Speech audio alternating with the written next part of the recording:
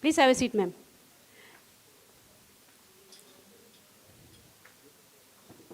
Sort of reduce now, right?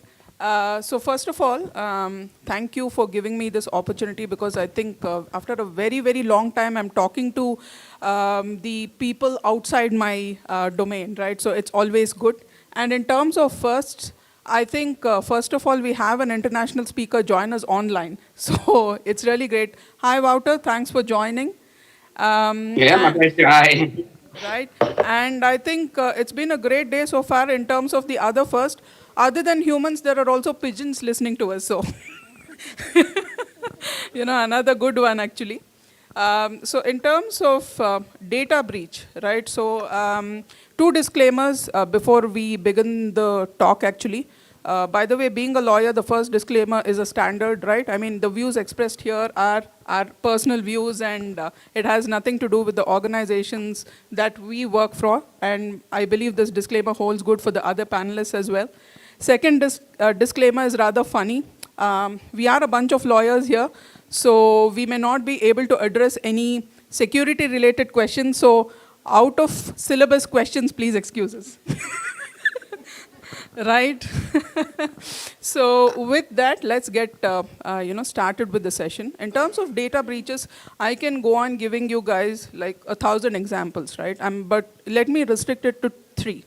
First of all, I think healthcare is obviously the most impacted industry in terms of data breaches, because that is where the patient data is, crucial, and a lot of personal sensitive information is, leaked and out at stake there, right? So the latest, bandwagon to join this race is not in healthcare.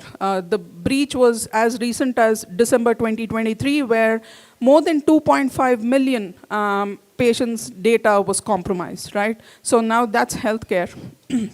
Next example is a far different one, right? You probably wouldn't have heard this, and unfortunately, it is again the latest, as early as 4th of Jan 2024, right? The courts in Victoria, Australia, they were hacked, apparently, okay? So the recordings of court hearings were actually out there, right? And fortunately, according to what the Australian authorities claim, is that no other financial data or any other personal data was leaked. So at least, damage control to an extent was present there. Third, in terms of an example, again, this is a slightly different one, but an older one actually. Qatar National Bank, right?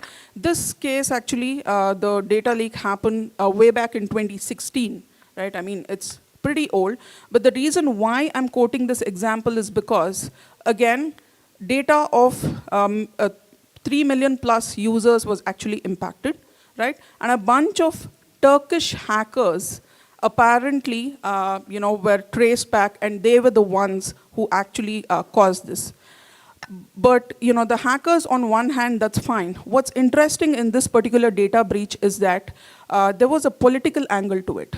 So the hackers claimed that the alleged authoritative control of the government of Qatar was causing lot of unrest in the surrounding areas of Middle East, and that is the reason why this was sort of their revenge. Now, it's a very psychological element which actually comes into play.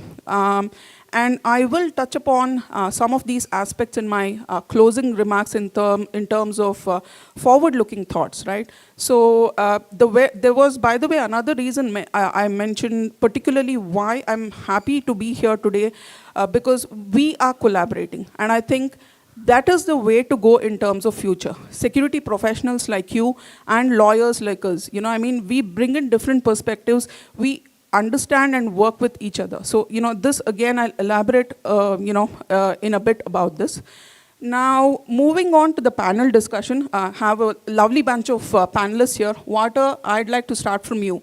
So the question to you is, obviously, your company is a multinational, and you have seen different kinds of data breaches, both in your organization as well as in your career, I suppose, right? So being a DPO, what is it that you have come across in terms of cross-border data breaches, right? Especially in countries where, underdeveloped or developing nations where there is a lack of regulatory framework, right? Because data breaches and regulatory framework kind of play hand in hand. And also from a practical perspective, what are the challenges faced in these huge data breaches? Your insights would be helpful. Over to you. Yeah, well, thank you for the question. Very great question. And indeed, I think this is an absolute challenge being faced with international data breaches, both on an organizational way, but also the interesting things you see when absolutely trying to follow the rules.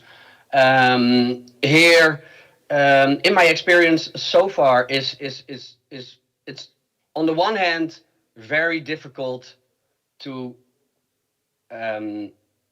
identify the impact of your international breach, because it's the sources that you have to your that you can use might not always have the latest information on local laws, or it's very vague, or you need to be able to translate, and then you get the interpretation of that law, and then another very interesting part is then if you do want to report, because you have an obligation in an international data breach, and you stumble upon the fact that you need to report to the supervisory authority, it's often that the law states that it's applicable, but then you are unable to report this law to that supervisory authority, because it's only possible to do that with a national ID. So if you're a citizen of the specific country, and from an international perspective, it's sometimes impossible to report this breach, or they want you to do it. It has to be done by somebody that lives in the country, and I think this is very interesting, or at least a challenge that needs to be solved, because it's not so much that we don't want to report, but it's why should somebody? We can't ask somebody on a personal level to report this, right? That's weird, because they were not involved, and the entity itself in that country might not even be involved, because it happened on a global system that was not even with this entity, but still we need to report by law because it was applicable. So I think this is one of the major challenges that I faced so far in my career when I talk about international data breaches. Sure, thanks for that. I think just to add to it, Walter, if I may, couple of other things, like for example, your data retention policies, right? I mean, and in terms of disaster recovery management, I think all these also play a big part as far as organizations are concerned, right? And apart from that, litigation, which, being a lawyer, I mean, like this, we do it day in, day out. And in terms of litigation, it you can't really, measure what the litigation is actually going to do, because when a data breach occurs, somebody sues somebody, it may be a cross-border dispute, or it may be within the country, that's the big thing that is to look out for. And of course, falling that suit is definitely penalties which hits you big. Right, so these are a couple of other aspects as well. Now, moving on, slightly change of flavor. Avinash, I'd like to come to you. Can you share your thoughts on the regulatory aspects in particular? I mean, be it global, be it region specific. How do they sort of interplay with the breaches, where we were, where we are, and where we are heading to? Thank you. So, regulatory approach, I think it's a very interesting. I think 2 days back, Italian Data Privacy Authority imposed penalty on Trento. It's a city in Italy, and they got a research funded, like some funding from the European Union to collect some data of their citizens by using AI algorithms and AI technologies. So perfectly legitimate. Money is coming from European Union, and the local administration is implementing that technology to collect the data. So looks very perfect. Then the data privacy authority says, no, this is breach of privacy laws. And they impose penalty on them around 50,000 euro. So I think this is a very classical example which we will see in India also, because when you talk about the regulatory aspect, I always see my experience with the CCI, Competition Commission of India. I was the legal advisor for many years in Delhi. So how regulators think, that's very important for maybe lawyers as well as for non-lawyers, because ultimately burden will come on you. Okay, lawyers are just playing with words, but ultimate final impact will come on tech people and business people. If they say, no, no, you can't do this, then your business guys will lose some business.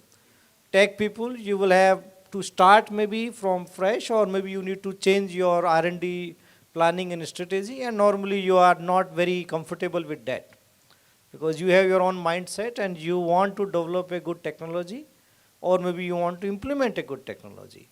So this regulatory uncertainty can bring a lot of challenges for business people as well as for tech people. Lawyers, we are used to this. Okay, so and ultimately we have nothing to lose in this. We have always one excuse that it's a regulatory approach. What we can say, it's a law of the land.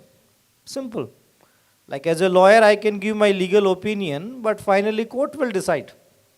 So you can't blame your lawyer. Okay, so this is very interesting how regulatory bodies think.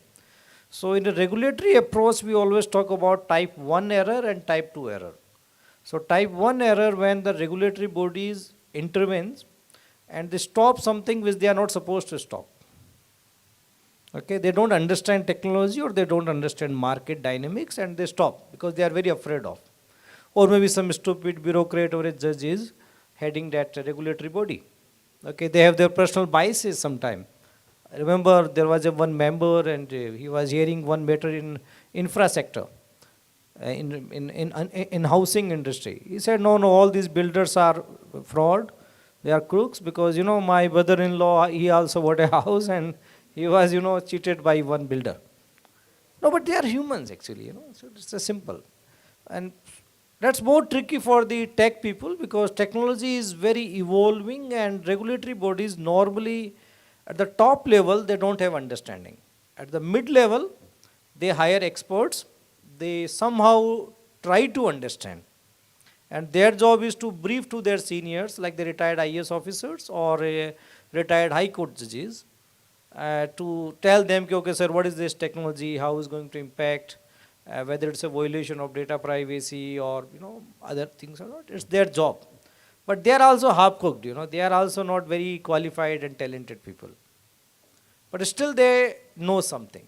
So it's very dangerous to understand the regulatory aspect. So type 2 error, when they don't intervene at all. They don't understand and they don't intervene. They say it's too risky to intervene right now because we want technology to develop. So as a tech people, when you talk to your public policy people, your compliance are maybe not that important because they don't worry about what law will be. Whatever the law, they will comply. But your public policy people in your companies, I think you should talk to your public policy guys rather than lawyers. Because just lawyers also, like, we really don't worry whatever the law will be after 10 years, 5 years, we will tell you. But public policy team, I don't know how, how big the public policy teams are in Indian IT sector. So if you don't have a public policy team or if you don't have expertise in public policy, that can be a very dangerous thing. Because a public policy guy in the technology sector can guide you, can update you that how regulatory bodies are going to think in next 2 years, 5 years, and that input can really help you to design and implement your policies. Because tech, especially, see, business guys are still flexible. They are MBAs. Okay, so you know them, they just change their Excel and PPT and things will change. But for tech people, I don't know much about technology, but I have great respect for technology people because I don't understand them. Okay, so when you don't understand something, either you don't like them or you have a great respect. But I believe that technology is complicated. Correct me if I'm wrong. Like, that's my job actually. My job is to make you confused. Yeah, and I'm a professor now, more dangerous. Law professor. So it's more dangerous, because sometimes within our classroom we give 5 statements, contradictory statements. Lawyers, at least they can't do it because they have to be consistent. Law professors, we can say anything, you know. We don't. One day, one lady, sir, that day you told this thing, man. Today I am saying this. No, but our job is to think, evolve. So my suggestion is, if you ask about the takeaway, then you should talk to your public policy guys. And if you don't have a public policy team in technology sector, make a team. If you can't make a team, hire some good experts who can give you some input. How public policy regarding your technology is going to evolve in India and abroad. That input is very, very important. Without that input, your compliance, your legal team, they won't help you. To add on to Avinash's view, so business always look for the commercial benefits out of it. So whatever it comes in the market or technology, I have been repeatedly saying this, they would like to commercialize. The other legal experts or industry, the firms, they always come up with whatever thoughts will be one page, disclaimer will be the subsequent pages which will be running, okay? The techies who are in the system, they are getting squeezed between these two, okay? They may not really having an expert idea of how to get the business or how to do, because the organization will mandate, come up with something new technology where I have to go as the ahead of the curve in the market. So you have to come, what it is, and they'll say, I will invest. When you go to the table, the investment will be very minimal. They'll say minimize, squeeze it, then we'll go for open source, all that. My one suggestion is, all techie guys, be friendly with your in-house counsel. Don't go with external law firm, in-house counsel. Tell the problem. I think this is a dichotomy the in-house counsel also will run. Okay, balance between your data protection business and the innovation of your technology. I think you both should be two sides of the coin and the organization to always enable. Absolutely, can't agree more. Thank you, Avinash, and thank you, Deepa, as well. So I think regulation and technology is always, at least to my mind, is a catch-22 situation, right? Because you develop a technology and then realize that the laws are always lagging behind. Then you go and amend the law or implement a new law, and then again you're stuck in a limbo because, you know, there are many other sectoral laws or international laws or whatever the case may be. It's all the time confusing. Right? Now, moving on from regulation, Deepa, can you shed some light on, specifically with respect to the APAC region, because we are all here in APAC region, with respect to data breaches and, what your thoughts are from a regional perspective? So, I think, as Water indicated, as well as Avinash was saying on public policy and organization, APAC slightly I'm looking at it as a hotspot now. And data breach management is becoming the complex and evolving topic in every organization. Today, if you look at it, incident management was there in the organization earlier, it never gained the momentum. But the jargon started using as a data breach management or data breach notification, especially the recent regulation which is coming out. This is really gaining in momentum, one. So, as a country which is organizing in the multiple geographies or a jurisdiction, they are going through the tough time to manage the legal landscape. I think someone was raising in the morning, how do we manage these compliances, right? So we always say that out, take as a thumb rule of one comprehensive or the law which is having a more influence on your business area. So if you look at it, GDPR comes out from the global aspect.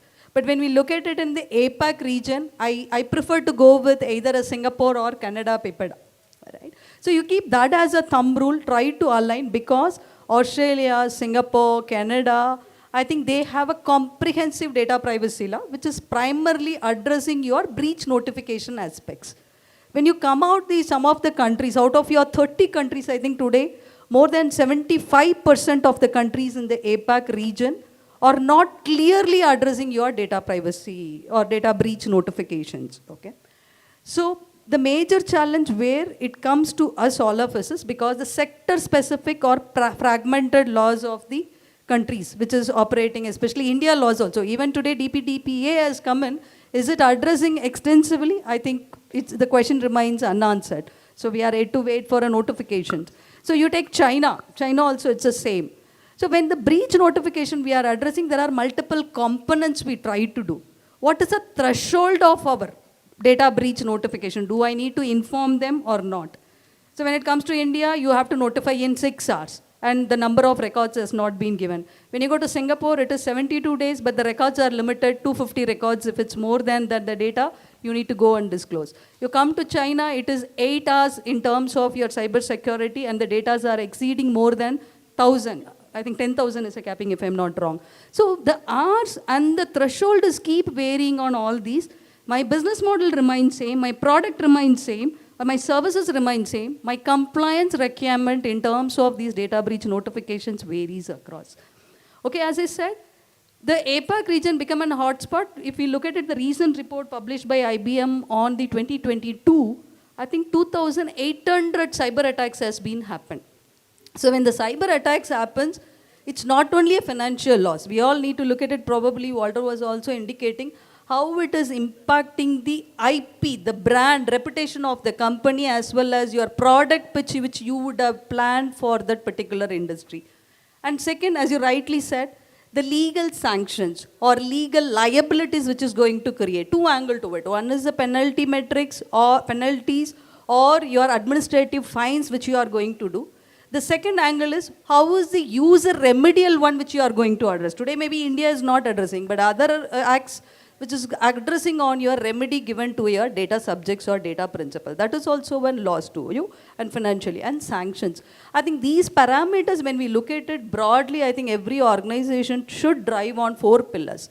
One is technology advanced one, and having your legal compliances. What is your base comprehensive data? Then we can go within sector specific or product specific, and that needs to be added. And coming back to your ethical behavior, I think that plays a very, very crucial role. The earlier also somebody was saying, the employee creating a training, awareness, it's not only your employee, your supply chain. You may share some data for a particular purpose. You need to keep creating an awareness to your partners and suppliers equally, because they are an ecosystem. If they have done something, the accountability principle lies on us as an organization or OEM or the entity controllers. I think that's where we need to focus. So one, I think I have seen recently from the positive way how things are moving in the last 2 years or 3 years. It's increasingly the alignment and strategies are happening with the synergies happening across the laws. So all the majority of the countries like Thailand, Vietnam, if you see that out, Philippines, either they are trying to align their existing laws to an GDPR to the extent majority. I feel that's because of the collaboration or the cross-border often working organizations' voice has been heard. They are trying to map it out. That's one angle. The second, especially in APAC region, I'm looking at, there is a Asia-Pacific Economic Cooperation, cross-border privacy rule, cross-border privacy rules of Asian framework on personal data protection. All these are getting formed, which is going to create a cross-border collaboration as well as on the harmonization of a data privacy requirement as well as on the data breach. I think I see that it's a good progress. We look forward, it's even more synergies can happen that could give the better comfort to an organization or emerging market. And I think APAC is having a digital maturity now in terms of having an economy where we are focusing on that. Brilliant. I mean, I think spot on, and thank you so much, Deepa, for that. I think, very practical insights. So with that, I'd just like to touch upon another aspect now, which is, equally important, right? So Avinash, I will be coming to you on that. So before I do that, so from whatever the little technology, reading that I actually do, I have understood that, when a data breach occurs, it takes about 280 days to kind of, do a full-blown investigation, set things right, and so on and so forth.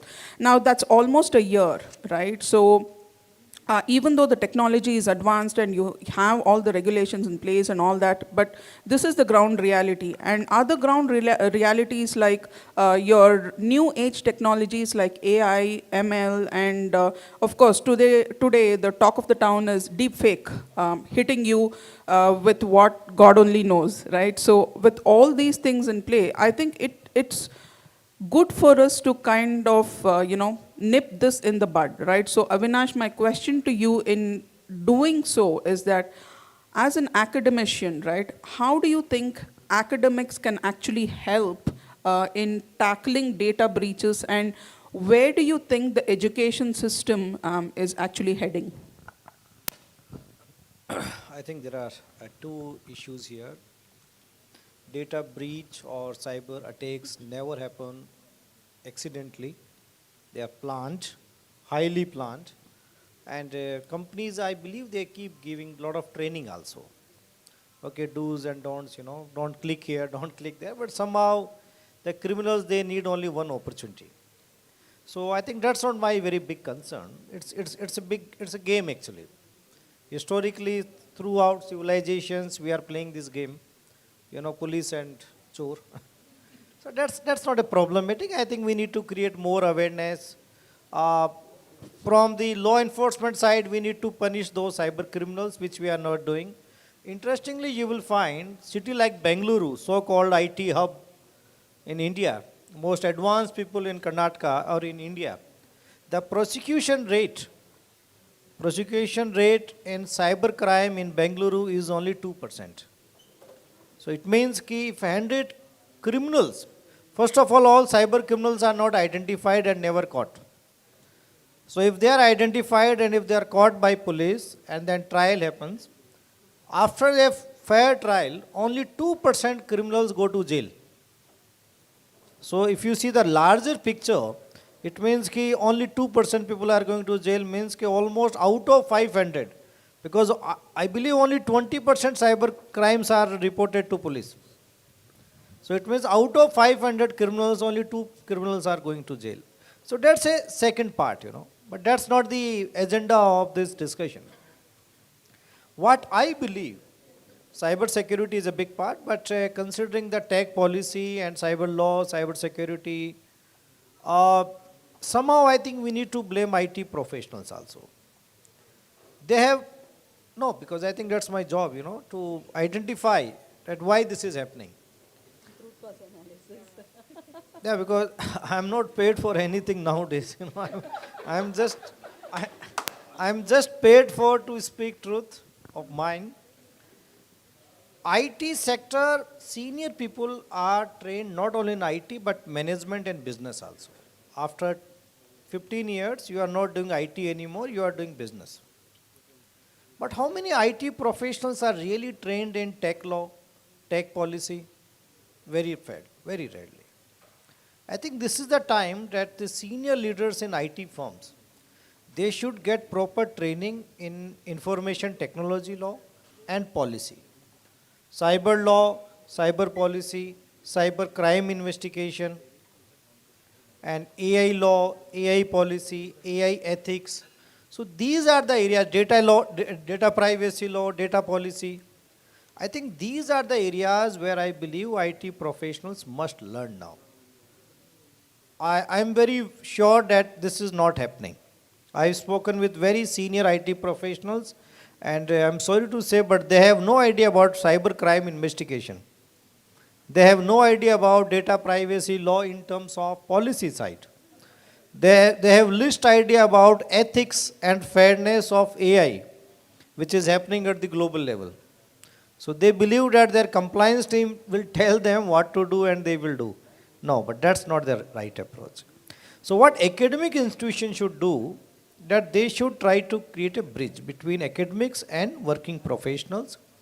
They should design programs, and I think disclaimer, somehow I'm promoting my LLM programs also. Okay, LLM professional. So we have started India's first LLM professional in data privacy and cyber law for non-lawyers.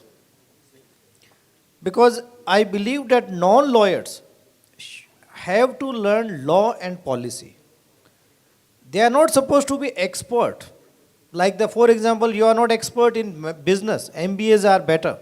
But still when you do business, IT business after 15 years as a director and vice president, your business understanding plays an important role. Same thing when you talk to your GC, compliance officer, DPOs, you have to have good understanding of all these laws.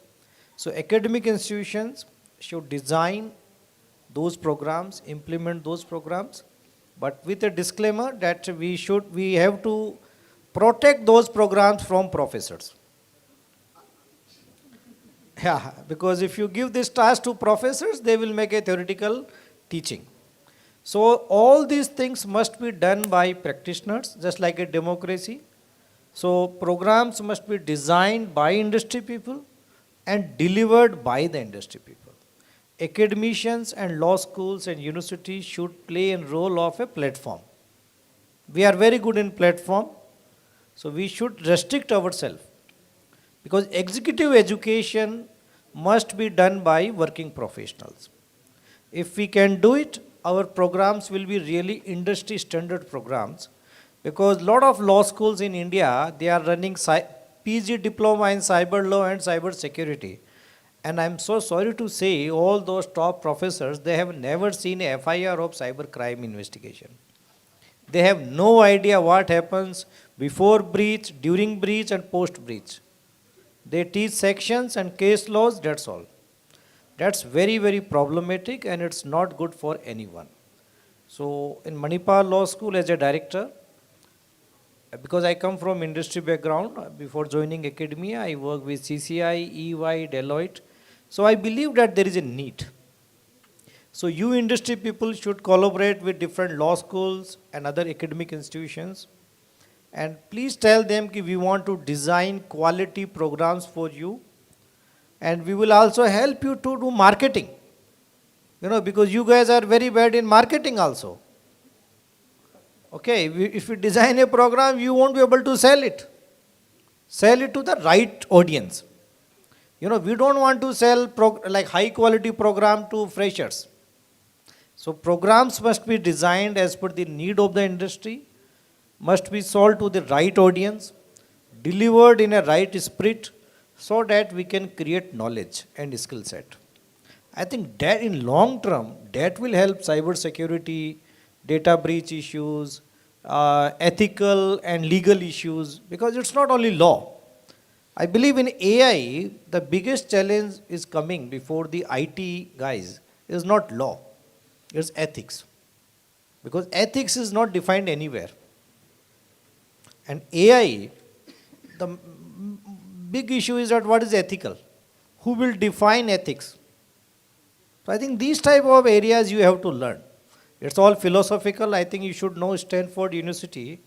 A few years back, they identified 5 areas where a computer scientist, computer science engineer must learn. And one of the paper out of 5 is philosophy. You have to learn philosophy now.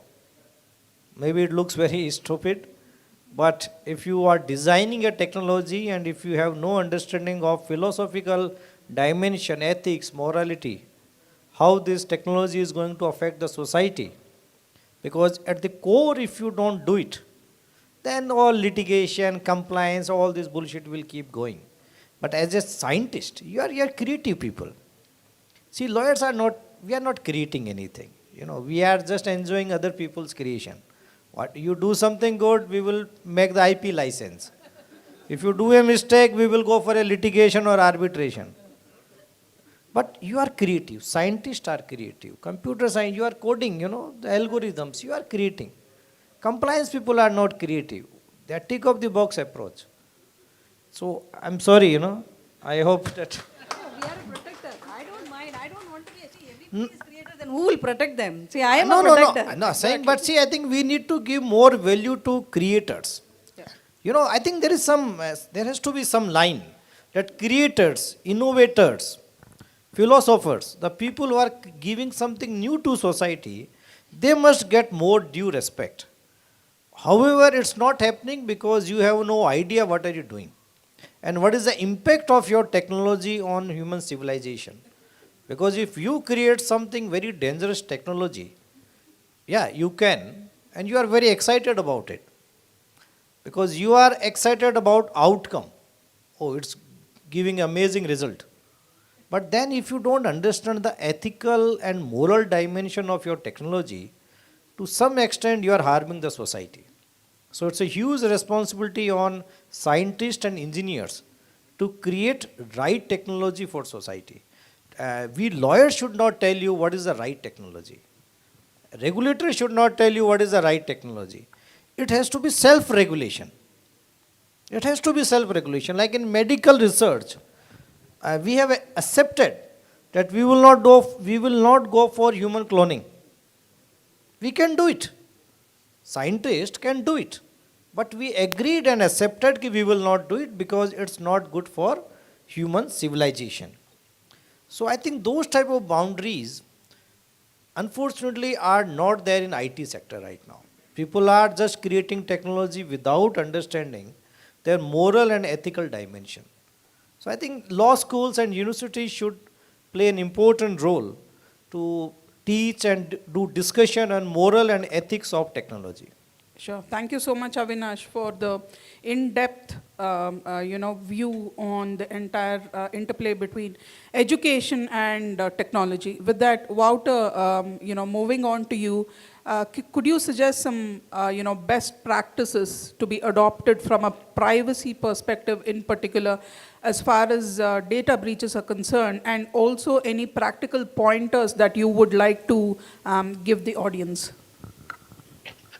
As much as we can, but to a certain extent, these GCPs, I would say, all the CSPs are so powerful that they share very limited information. So please share light on that. Yep.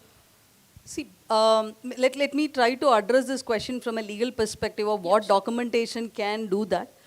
Probably then your supply chain ecosystem as well as your technology, how you are connecting with them, that also plays a crucial role. As you rightly come back, see, today you will create the documentation in any organization. Firstly, I say that out. Prepare yourself for the data breach or controls. Okay, you miss on the gamut of 100 controls. Don't lose it. Okay, you should be focusing primarily on the controls which Navi sir says, or ISO 27100 or 27701 series says. At least that is very crucial first for us, because that's the one which is going to control from your external risk factor, which is the data flowing in internal one. The second is align with your organizational vision and values. Then you decide the threshold of your supplier partners in the region whom you are going to get it. So if this threshold has been maintained, either it can be from an vendor experience perspective, your partners, or you engaging them with some score maintained. That's probably the next session which Navi sir is going to take it, which is very crucial. So that should be the criteria for you to select. You should not compromise on that. Don't go with always the commercial, which is an L1 bidder for me, then I'm picking it up. I think that should not be the one. Yeah, go ahead. Two practical points for you to take away, right? One, having an audit clause in the contract is very good, brilliant, but are the audits actually conducted, right? There's a big question mark on that, because companies don't have workforce to conduct audits on a third party, right? So, and then there are these commercial shortcomings and so on and so forth. It's always good to conduct periodic audits on your ecosystem, right? Second, feel the pulse on the floor. Don't go to the vendors. Ask your customers what troubles they are facing, and then go tackle the vendors accordingly. That's my 2 cents. Yeah. So the last one, but not the least, is many MNCs which I have been saying, they are calling the team who's actually on the ground. Don't call the head of the departments of your counterpart. You make the person who's working on the team, the system, developer. Ask them to give your course, or make them to come on a system to complete that. And make it earlier. It's a journey. I have been saying data privacy impact assessment is something we are doing annual or fortnightly. I think that culture has to come as in monthly ones you should run, or probably every quarter we should make it. That gives you a more analysis and the insight about your organization, or as well as the vendor, what they are going through.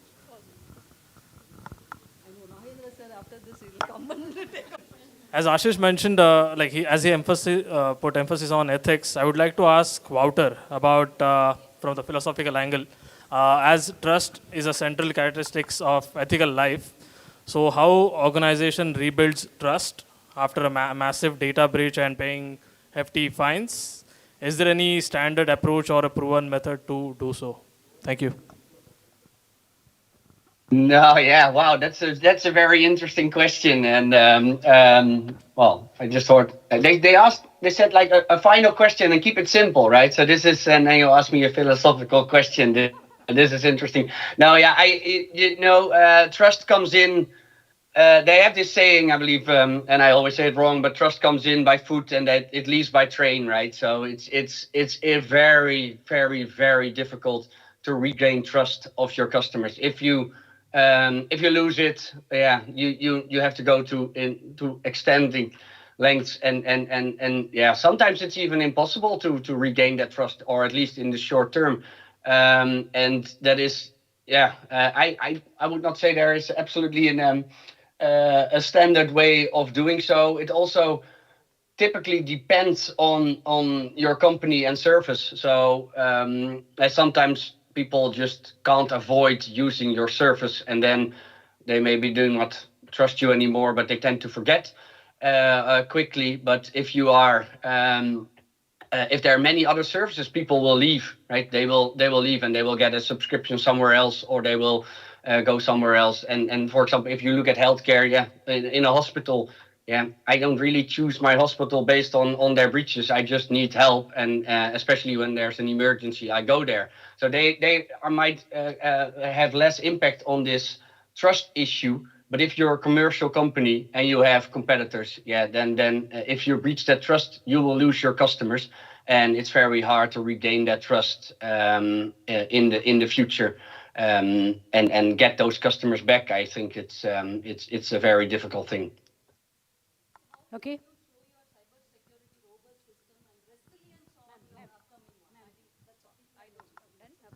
We're good now. All right. Okay, okay. Yeah. Okay, that's a good one. I think with that, I think we are come to a close. Thank you very much, the panel. May I really request appreciate- Shankar to come over this and hand over the.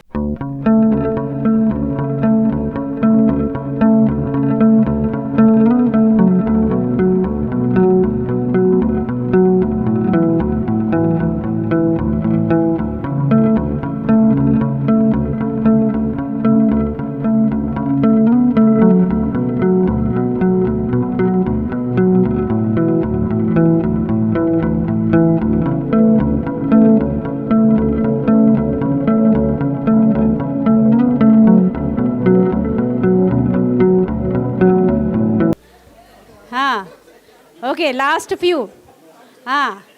Last few quiz. I don't know how many shields are there, but those are last few. Okay, let's go. Question number 1. Question number 1, please, Sumant. Yes.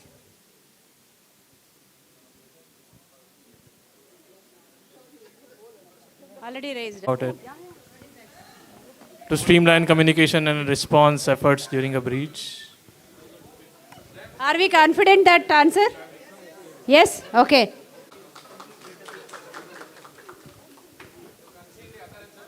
Okay, next one.